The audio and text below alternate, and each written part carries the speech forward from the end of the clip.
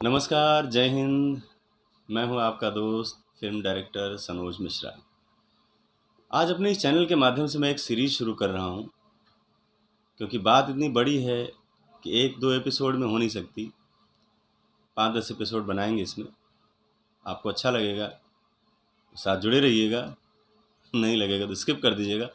वो इसलिए बनाने की ज़रूरत पड़ी मुझे क्योंकि पिछले कई सालों से जब से मैं इस फ़ील्ड में हूँ, इस फ़ील्ड में काम कर रहा हूँ, आप लोगों के बीच में फ़िल्में बना रहा हूँ, मुझे ज़्यादातर कॉल्स आते हैं छोटे-छोटे गाँव से, शहरों से, ख़ास तौर पर हिंदी भाषिक क्षेत्रों से, जहाँ पर हमारे युवा लोग अपनी फ़िल्म लाइन में अपना करियर बनाना चाहते हैं। करियर बनाना तो चाहते हैं, लेकिन बहुत से लोग ऐसे होते हैं जिनको बेसिक जानकारी भी नहीं होती। तो मैं चाहूँगा कि इस चैनल के माध्यम से आप मेरे साथ जुड़े रहें और हम बहुत सारी ऐसी बातें करेंगे पर्दे के पीछे की और आगे की, जो आपकी ज़िंदगी में आपको आगे बढ़ाने में और आपका करियर बनाने में बहुत काम आएँगी। आज शुरुआत बेसिक से करते हैं। बेसिक मतलब आप जिस फ़िल्म में, जिस फ़ील्ड में काम करना चाहते हैं, उस फ़ील्ड के लिए आपकी क्या तैयारियाँ होनी चाहिए और आप किस वे में जाएँ आगे ताकि आपको सफलता हासिल हो। तो सबसे पहली बात जो आती है वो ये है कि चूँकि हमारे गाँव में, छोटे-छोटे शहरों में जो युवा हैं उनको लगता है कि वो थोड़ा-सा आईने के सामने खड़े हुए, शीशे के सामने खड़े हुए या दोस्तों ने कह दिया कि अरे तुम तो बहुत अच्छी एक्टिंग करते हो भाई, तुम तो देवानंद हो, तुम तो शाहरुख खान हो। तो वो एक जो कलाकार को पैदा करने वाली चीज़ें वहीं से शुरू हो जाती हैं। 2-4 बार ऐसी अगर बातें आ जाती हैं लोगों के सामने, लोग उनको थोड़ा-सा बढ़ा-चढ़ा देते हैं या लोग प्रशंसा कर देते हैं, तो कलाकार बनने का एक जज़्बा वहीं से जागता है। अब कलाकार बनने का जज़्बा तो जाग गया, जज़्बा ही नहीं जागा, कलाकार बनने के साथ-साथ उन्होंने अपने आप को कलाकार समझ लिया कि मैं कलाकार हूँ, वो भी सिनेमा का कलाकार, थिएटर का कलाकार। वहीं से उनकी शुरुआत हो जाती है कि हम अब फ़िल्म लाइन में कैसे जाएँ, लेकिन ये रास्ता बहुत गलत है। आपने खुद में तो सोच लिया कि आप कलाकार हो गए, लेकिन आपने उसके लिए तैयारी क्या की? आईने के सामने खड़े होकर टिकटॉक पे वीडियो बना लिया, किसी दूसरे की शक्ल देखकर, किसी दूसरे एक्टर की कॉपी करके आपने वैसा ही परफॉर्म कर दिया आपने और ख़ुद को शाहरुख खान, वरुण धवन, राजकुमार राव ऐसे समझने लगे, क्योंकि वैसे ही आप भी डायलॉग बोल रहे हैं जैसे वो बोल रहे हैं, वैसे ही आप गा रहे हैं जैसे वो नाच रहे हैं। ये तरीका बहुत ही गलत है और ये बहुत ही हास्यास्पद है, क्योंकि आप जिस फील्ड में काम करने जा रहे हैं वहाँ पर नकल नहीं चलती, वहाँ पर अकल चलती है।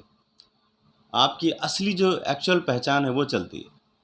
तो आप पहचान बनाने के लिए आपने कुछ नहीं किया, आपने वीडियो बनाया और आपको लगा कि आप कलाकार हो गए, फिर किसी का नंबर मिला तो आपने फ़ोन करना शुरू कर दिया कि भाई मुझे फ़िल्मों में काम करना है।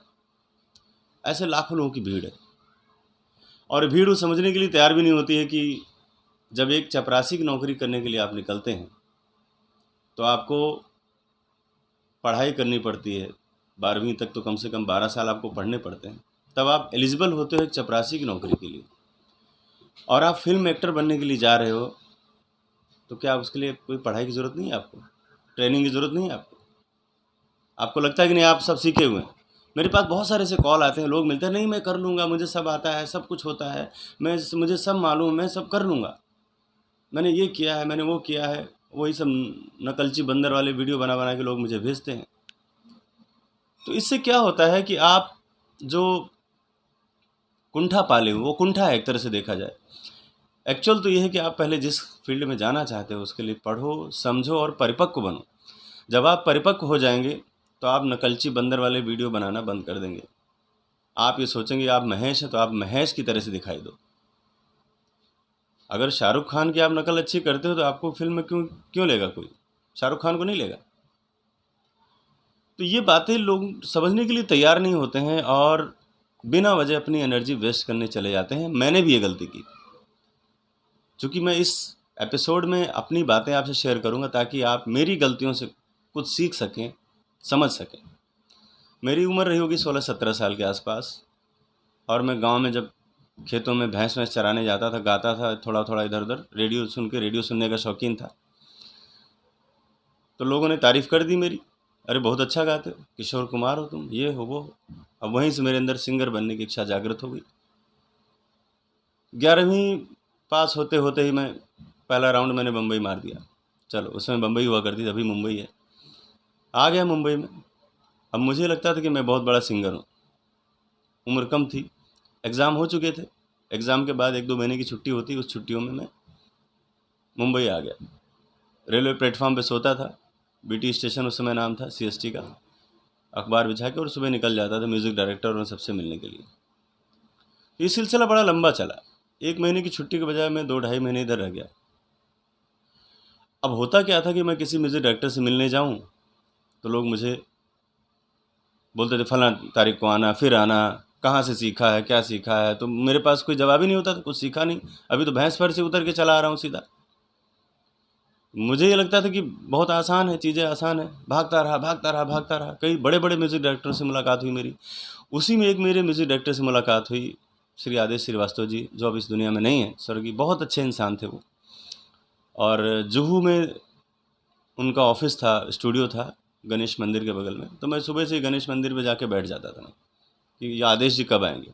आदेश जी की गाड़ी आते ही दौड़ के वहाँ जाके खड़ा हो जाता था। क्या था, सिर्फ मुझे सिंगर बनना है।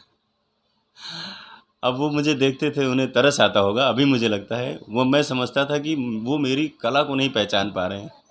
लेकिन अब मुझे लगता है मुझ पे तरस खाते थे कि बचपना है और पता नहीं क्या सोच रहा है लड़का।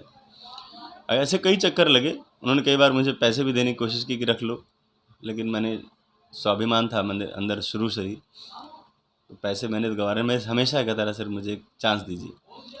एक फिल्म बन रही थी उस समय, लाल बादशाह, अमिताभ बच्चन जी की। उसकी रिकॉर्डिंग होने वाली थी।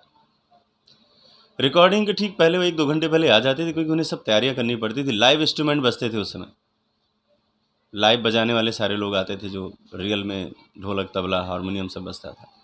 तो पूरी भीड़ लगती थी एकदम। और कई बार ऐसा हुआ कि बहुत सारे म्यूज़िक डायरेक्टर मुझे उस भीड़ में बिठा देते थे, और भीड़ में बिठा के गिनती करा के पैसे अपने ले लेते थे मेरे नाम से। और फिर बाद में मुझे बोलते थे कि बाद में आना तो बताऊंगा। मतलब ऐसा कई बार वाक़या हुआ। लेकिन आदेश जी के यहाँ ऐसा नहीं था। आदेश जी बहुत ही, मतलब मिलते थे। अगर मैं उस स्टेज में होता शायद, और इतना छोटा कोई आदमी मेरे सामने होता, तो मैं भी मिलने से उतना कतराता मैं। उन्होंने मुझे जल्दी बुला लिया, बोला आओ तुम।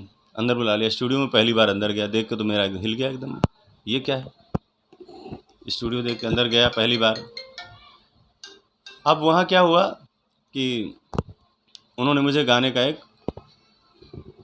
पकड़ा दिया। उस समय ट्रैक चलता था, ट्रैक लगा दिया उन्होंने, और गाने के लिए बोला कि अब तुम गाओ। समझाया मुझे उन्होंने, एक बार समझाया, लेकिन मैं चीज़ों को समझ नहीं पाया, और मेरे हाथ पैर कांपने लगे। कान में माइक्रोफोन, हेडफोन लगा था और सामने माइक्रोफोन। मैं परेशान हो गया, मेरे गले से सीटी जैसी आवाज़ निकलने लगी। और जितना जो कलाकार था, जो एक सिंगर था, जो गायक था, वहीं ख़त्म हो गया। अब आप सोचिए। तो ऐसे बहुत से कलाकार हैं, बहुत से ऐसे आर्टिस्ट हैं, बहुत से ऐसे सिंगर हैं, बहुत सारे ऐसे लोग हैं जिनको अपनी फील्ड के बारे में कुछ पता नहीं है, लेकिन बिना वजह भाग रहे हैं। जैसे मैं बिना वजह भाग रहा था, भाग रहा था, भाग रहा था। लेकिन जब मैं कसौटी पर खरा उतरने की बात आई, तो वहाँ पर मैं फेल हो गया। फिर मैंने सोचा कि मैं सीखूंगा। और जब सीखने के लिए गया पद्मश्री अनूप जलोटा जी के पास, तो उन्होंने मुझे हारमोनियम पे बैठा दिया, सा दबा के, बोले सा करो। अब मैं रोज़ जाके सा करता था, सा, इसी में चल रहा था पूरा काम मेरा। सा करते करते 1 साल हो गया। मुझे लगा भाई ये विद्या बहुत कठिन है और मेरे बस की बात नहीं। लिहाजा मैंने अपने लिए दूसरे रास्ते तलाश किए, और मुझे लगा कि मुझे थोड़ा थोड़ा समझ भी आने लगी थी फिल्म इंडस्ट्री के बारे में, लोगों के बारे में। तो मुझे लगा अब मुझे कोई अपना रास्ता चुनना चाहिए जिसके लिए मैं एलिजिबल हूँ। और मैं लिखता था शुरू से ही। लिखने में था कि मैं जब 12वीं क्लास में पढ़ रहा था, उस समय से ही मेरे अखबारों में मेरी रचनाएं प्रकाशित होना शुरू हो गई थी, और इसलिए मैं गांव में अपने चर्चा का विषय हुआ करता था कि अखबार में मेरा नाम छपता है, मैगज़ीन में मेरा नाम छपता है। तो मैंने लेखन से काम शुरू किया, अखबारों में लिखना शुरू किया, और धीरे धीरे असिस्टेंट डायरेक्टर बन के मैं कोशिश करते करते आज भी यहाँ तक काम कर रहा हूँ आप लोगों के बीच में। जो भी छोटा बड़ा है कर रहा हूँ बस, लेकिन संतुष्टिजनक काम अभी तक नहीं कर पाया हूँ। जिससे होता नहीं कि एक सेटिस्फाई हो गया आदमी कि हाँ ये बहुत अच्छा काम कर लिया मैंने ज़िंदगी में, माइलस्टोन कर लिया। तो कोशिश कर रहा हूँ। हम अपने मुद्दे पे आ जाते हैं फिर। हमारा मुद्दा वही है कि हम बिना सीखे हुए, बिना समझे हुए जो अपनी ऊर्जा नष्ट करते हैं, उसके साथ साथ दूसरों की भी ऊर्जा नष्ट होती है। भाई कोई मेरे पास आता है तो मैं भी उसे अटेंड करता हूँ ना, समय देता हूँ उसे। मेरी तरह बहुत सारे ऐसे डायरेक्टर हैं, प्रोड्यूसर हैं, आर्टिस्ट हैं जो समय देते हैं आपको। तो आपको कम से कम अगर फ़िल्म इंडस्ट्री में आना चाहते हैं या किसी भी विधा में जाना चाहते हैं, किसी भी, आप हेलीकॉप्टर उड़ाना चाहते हो तो आपको सीखना पड़ेगा। तो जस्ट लाइक वो भी आप ये समझ लीजिए कि फ़िल्म इंडस्ट्री में भी एक हेलीकॉप्टर उड़ाने जैसा ही काम है। आपको इसकी बारीकियाँ आना ही चाहिए। आपने ख्वाब में देख लिया या आपके दोस्तों ने आपको, कॉलेज के दोस्तों ने आपको बढ़ा चढ़ा दिया तो आप एक्टर बन गए, ये बात आप दिल से निकाल दीजिए। और मेरा ये मानना है कि हर एक चीज़ जब इंसान पैदा होता है जब से, वो सीखता ही है, सीख कर ही बड़ा होता है। हर एक चीज़ सिखाया जाता है, खाना खाना सिखाया जाता है, चलना सिखाया जाता है, पढ़ना सिखाया जाता है।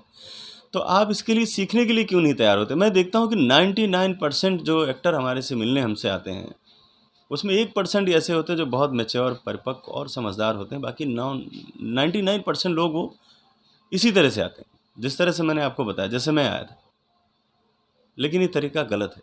अगर आप इस फील्ड में वाकई में का, तो अपना समय बचाइए, क्योंकि जो समय आप बिना वजह व्यर्थ दे रहे हो उसमें आप सीखने में समय दीजिए। और अगर आप सीखे होंगे, आप कलाकार होंगे, तो मैं आपसे वादा करता हूँ कि मुझे तो जाने ही दीजिए, लेकिन अगर आपके अंदर कला है तो आप गांव में भी बैठे हैं, बहुत दूर बैठे हैं, किसी और शहर में बैठे हैं, तो भी लोग बुला कर आपको काम देंगे। क्योंकि ये इंडस्ट्री, फिल्म इंडस्ट्री जो है, यहाँ पर किसी की शोर सिफारिश नहीं चलती, चलती भी तो बहुत माइनर, किसी से मिलने भर के लिए बस। लेकिन सफ़र जो है वो आपको ही तय करना होता है, आपकी प्रतिभा को तय करना होता है, आपके अंदर जो टैलेंट है उसको तय करना होता है। तो आज के एपिसोड में आज का पहला अध्याय था ये। अगर आपको अच्छा लगा हो, मैं नहीं कहूँगी कि आप लाइक कर लो, बटन दबा दो, ये कर दो, घंटी बजा दो, उसमें ज़रूरत नहीं है कुछ ऐसी। ये तो आप लोगों से मुखातिब होने का मेरा एक माध्यम है, चैनल। आप मेरे साथ जुड़े हुए हैं, खुशी की बात है। अच्छा लगे तो कमेंट्स में लिखिएगा। Thank you so much.